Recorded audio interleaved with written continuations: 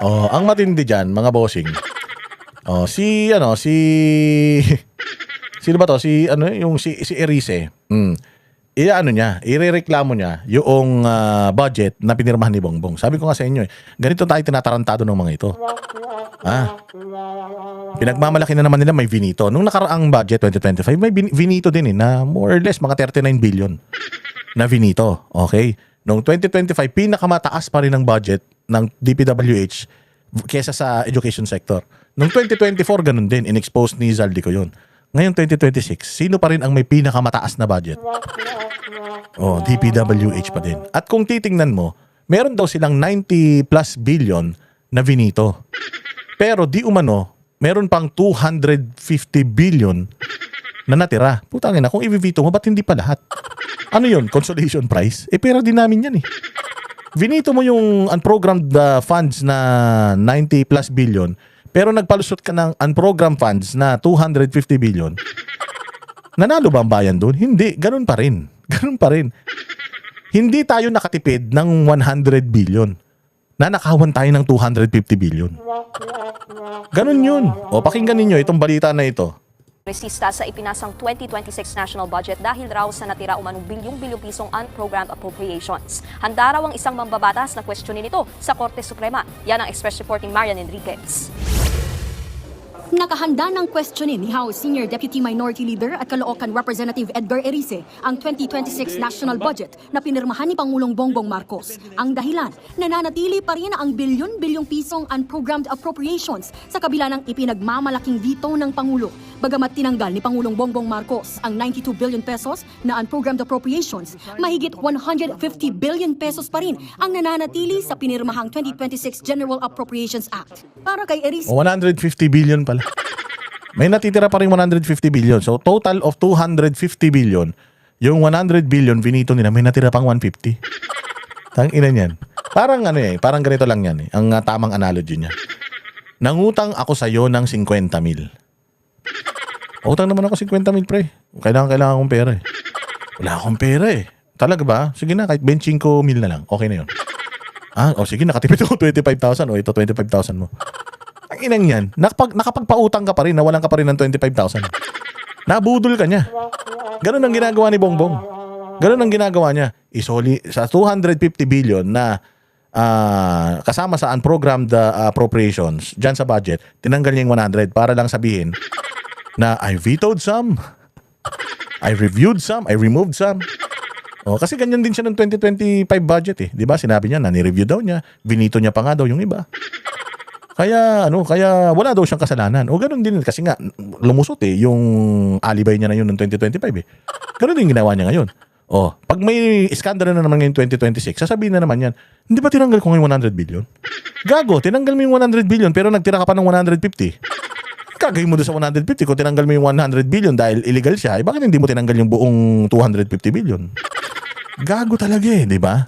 malinaw ang issue. Labag umano sa saligang batas ang anumang uri ng unprogrammed appropriations o mga proyektong walang malinaw at tiyak na mapagkukunan ng pondo. Giit niya pa? Ito. Ano ang unprogrammed appropriations? Ang unprogrammed appropriations can only be released if additional funds become available. Paano magiging available yung pondo? Higher than expected government revenues. Ibig sabihin, may kumita tayong gobyerno. Doon lang mapupondohan yan. New loans or grants. Kung nakautang tayo. Di ba, nangungutang tayo ng trilyon-trilyon. Kapag nakautang, pwede nang ilagay dyan. Or meron tayong excess na collections from taxes or fees. Let's say, for example, over ang ang dami nang nakuha natin ng mga buwis. Ayan, yung pera na yan yung ilalagay dyan. Kaya siya hindi nakalagay sa National Expenditure Program, sa NEP. Kasi yung NEP, kukunin yun sa aktual na pera ng gobyerno. Menos yung uutangin, ha? Menos yun. Kung halimbawa, ang budget natin ay meron tayong 3 trilyon. So sa 3 trilyon na budget ng buong Pilipinas, nandiyan yan. Ngayon, meron tayong budget na 7 trillion o 6 trillion. 3 trillion lang yung meron tayong collection, pera, yun lang yung budget natin. Yung 3 trillion, uutangin natin. Doon ngayon pupunta yan. Doon ngayon mapupondohan yan. Yang mga yan, yung mga unprogrammed na appropriations. Kaya siya pwedeng nakawin. Kasi hindi siya talaga nakalista eh. O kumbaga, meron siyang fixed na listahan. Tapos merong listahan ng mga dapat bilhin na hindi naman importante. Parang ganoon eh. Hindi importante to. Second priority to. Ang first priority natin itong nasa NEP. O itong mga nasaan program, hindi yan. Pagka meron lang tayong extra pera, kung halimbawa binigyan ka ng nanay mo ng baon na 100, tapos may natirang 20, o yung 20 na natira, since sa'yo yun, o para supposedly yun doon sa eskwelahan mo lang gagastusin yung 100, may 20 ka, o pwede mo na ngayon ilagay dito sa pagko-computer mo. O pag-Street Fighter mo nung araw. Ganun yun. Ganun yung idea ng unprogrammed appropriations. So, walang ano yun. Walang malinaw na ano yun. Walang malinaw na accountability doon. O, kaya ngayon, yun sinasabi ni Inday, paano ka magkakaroon ng kita? Eh, wala kang kita eh. Walang investor. Kulang na kulang yung koleksyon natin. Bagsak ang ekonomiya, bagsak ang agrikultura. Saan mo kukunin? Yung ano na yan, yung ipangtutustos mo dyan sa unprogrammed, at bakit ganyan kalaki? Mas malaki pa yung nasa unprogrammed appropriations kesa dun sa actual na mga requested na proyekto ng mga proponents na talagang binadgetan. Di ba? Magtataka ka dun pa lang. May desisyon na ang Korte Suprema ukol dito, partikular ang PhilHealth ruling na nagsasaad na unconstitutional ang lahat ng anyo ng unprogrammed appropriations. Nagda-draft na ngayon ng petisyon ang kampo ni Erice at hinihintay na lamang ang opisyal na kopya ng GAA na pirmado ng Pangulo bago ito ihain sa Korte Suprema. Mahalaga din na matuldukan na ito, na ma-define na talaga ng Korte Suprema kung talaga bang ang ganitong uri ng pagbabudget na walang katapat na source of financing ay labag sa ating konstitusyon. All forms of unprogrammed appropriations are unconstitutional. So we have no choice but to question it. Para naman kay House Deputy Minority Yun. Huwag na natin pakinggan itong mga sasabihin ng mga putang inang makabayan na ito. Kasi hindi rin sila pabor dyan. Hindi sila pabor sa unprogrammed appropriations. Pinirmahan ito ni Bongbong Marcos. Pero putang kakasuhan nila si Inday.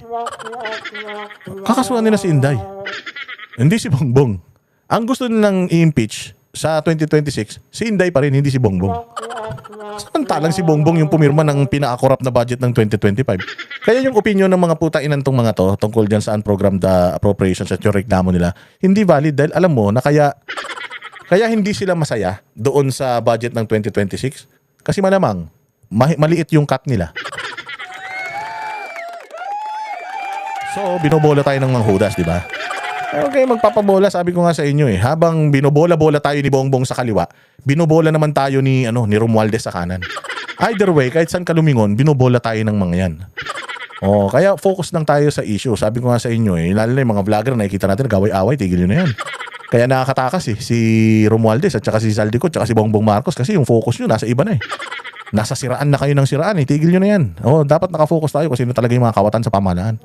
Yun ang dapat na binabanatan natin, hindi yung isa't isa. Magkita-kita tayo ulit mga banateros sa susunod nating vlog. Maraming salamat po. Kami ang boses ng masa, hindi natatakot. Katotohanan lang, di kami nalulunod. Walang bahid ng sismis, lahat ay totoo. Kahit sino ka pa, pag mali ka babanatan ka. Walang pinipiling kulay, wala kaming kinikilingan. Basta para sa bayan, kami lalaban. Pagdama palakpakan, pag mali banatan. Di matitinag, di matatakot, para sa bayan tuloy ang sigaw. Sa harap ng kamera, walang halong takot. Mga baluktot, lahat kayo'y tutumba. Ang hustisya at totoo, yun lang ang mahalaga. Kahit sinong harang, di kami matitinag. Walang pinipiling kulay, wala kaming kinikilingan. Basta para sa bayan, kami lalaban.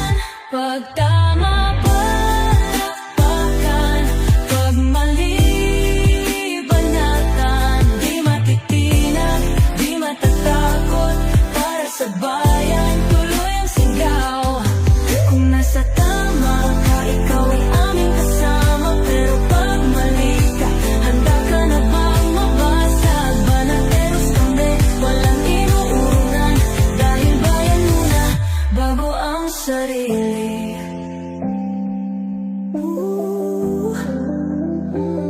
Bago ang sarili.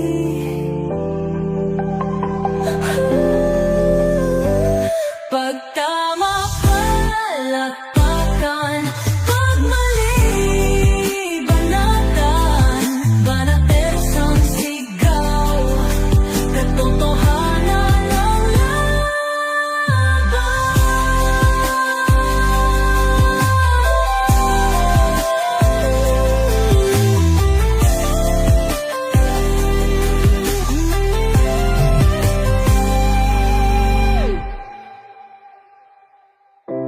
sa harap ng kamera,